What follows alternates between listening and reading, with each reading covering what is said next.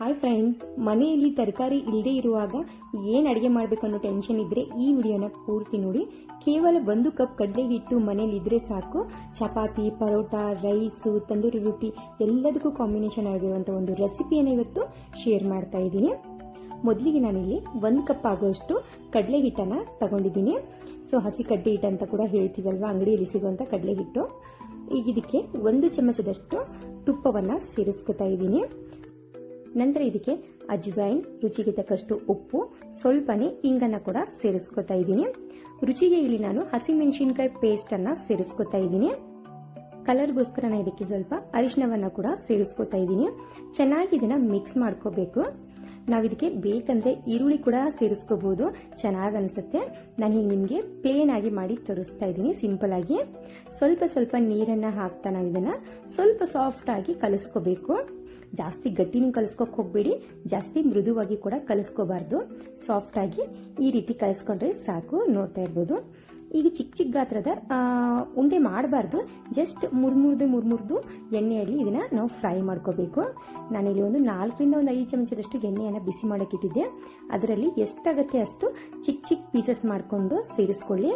ಇದನ್ನ ನಾವು ಉಂಡೆ ರೀತಿಯಲ್ಲಿ ಮಾಡಬಾರ್ದು, ಜಸ್ಟ್ ಮುರ್ಮುರ್ದು ಹಾಕ್ತಾ ಹೋಗಬೇಕು. ನೋಡ್ತಾ ಇರ್ಬೋದು. ಈಗ ಇಲ್ಲಿ ನಾನಿಲ್ಲಿ ಹಾಕಿದ್ದೀನಿ ಎಣ್ಣೆಯಲ್ಲಿ. ಸ್ವಲ್ಪ ಇದನ್ನ ಫ್ರೈ ಮಾಡ್ಕೊಳ್ಳಿ. ಇನ್ನೊಂದೇನಪ್ಪ ಅಂದ್ರೆ, ನಮ್ಮ ಅಮ್ಮನ ಮನೆಯಲ್ಲಿ ಅಂಗಡಿಗಳಲ್ಲೆಲ್ಲ ಶಂಡಿಗೆ ಅಂತ ಸಿಕ್ತಿತ್ತು ಪಲ್ಯ ಮಾಡೋದು. ಅವಾಗೆಲ್ಲ ರೆಡಿಮೇಡ್ ತಗೊಂಡ್ ಬಂದ್ಬಿಡ್ತಿದ್ವಿ. ಸ್ವಲ್ಪ ಇದು ಕಾಣೋಕೆ ಅಂದ್ರೆ ನೋಡೋಕೆ ಅದೇ ರೀತಿ ಕಾಣ್ತಾ ಇದಾವೆ ನನಗಂತರೂ. ಈಗ ಇದನ್ನ ಒಂದು 50% ಕುಕ್ ಮಾಡ್ಕೊಂಡು ಸೈಡ್ಗೆ ಇಟ್ಟಿದ್ದೀನಿ.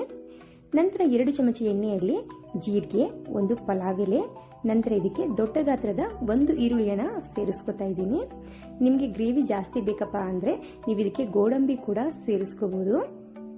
ಈರುಳ್ಳಿ ಕಲರ್ ಪೂರ್ತಿ ಚೇಂಜ್ ಆಗಬೇಕು, ಅಲ್ಲಿವರೆಗೂ ಫ್ರೈ ಮಾಡಿಕೊಂಡು 1 ಚಮಚದಷ್ಟು ಶುಂಠಿ ಬೆಳ್ಳುಳ್ಳಿ ಪೇಸ್ಟ್ ಅನ್ನ ಸೇರಿಸ್ಕೊಂಡಿದ್ದೀನಿ.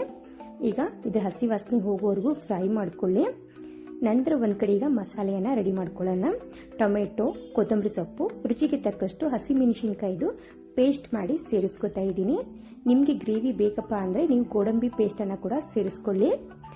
ಗರಂ ಮಸಾಲ, ಉಪ್ಪು, ಅರಿಶಿನ, ಸಬ್ಜಿ ಮಸಾಲ ಅಥವಾ ಚಿಕನ್ ಮಸಾಲೆ ಇದ್ರೂ ಕೂಡ ನಡೆಯುತ್ತೆ. ಅದನ್ನು ಹಾಕಿ ಚೆನ್ನಾಗಿ ಫ್ರೈ ಮಾಡ್ಕೊಳ್ಳಿ. ಯಾವುದೇ ಮಸಾಲೆಗೆ ನಾವು ತಣ್ಣೀರನ್ನ ಸೇರಿಸ್ಕೋಬಾರ್ದು. ಈ ರೀತಿ ಗ್ರೇವಿ ಮಾಡುವಾಗ ಆದಷ್ಟು ಬಿಸಿನೀರನ್ನ ಸೇರಿಸ್ಕೊಳ್ಳಿ. ಸ್ವಲ್ಪ ನೀರು ಜಾಸ್ತಿನೇ ಹಿಡಿಯುತ್ತೆ ಇದು.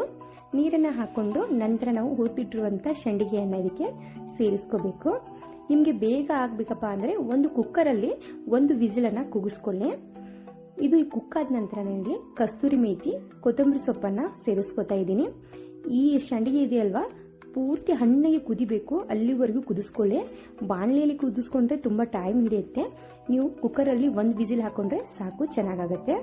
ಈ ಗ್ರೇವಿ ರೊಟ್ಟಿ, ಚಪಾತಿ, ಅನ್ನ, ಪರೋಟ ಪ್ರತಿಯೊಂದಕ್ಕೂ ಸೂಪರ್ ಆಗಿರುತ್ತೆ. ಒಂದ್ಸತಿ ಟ್ರೈ ಮಾಡಿ ನೋಡಿ, ಖಂಡಿತ ಇಷ್ಟಪಡ್ತಾರೆ ಎಲ್ಲರೂ ಕೂಡ. ಸೊ ಈ ವಿಡಿಯೋ ನಿಮಗೆ ಇಷ್ಟ ಆದರೆ ಇನ್ನೊಬ್ರು ಕೂಡ ಶೇರ್ ಮಾಡಿ. ಹಾಗೆ ಈ ವಿಡಿಯೋ ನೋಡೋದಕ್ಕೆ ಥ್ಯಾಂಕ್ ಯು ಸೋ ಮಚ್.